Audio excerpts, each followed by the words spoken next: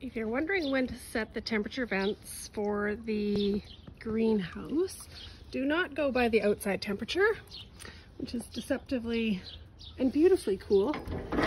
Go by the temperature at plant height.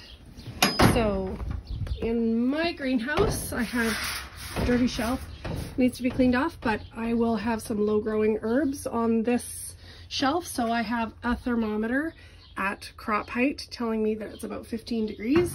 So I don't want to set the temperature vent here just yet.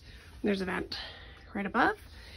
And on this side of my greenhouse, I don't have a shelf. This is where I tend to grow my longer, taller growing crops. So tomatoes and cucumbers, and I use these twine to vent them.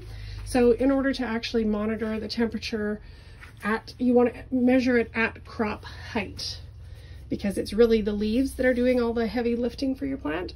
So I have just suspended this thermometer to hang at about the height that most of my tomato crops would be growing at. And I can see right now that it's at 18 degrees. I'll wait for this to warm up just a little bit.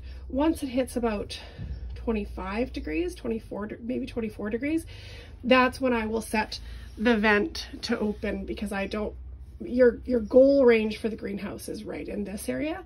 So if I set the vent to start to open right about here, then that's more likely to keep the temperature in the ideal grow zone.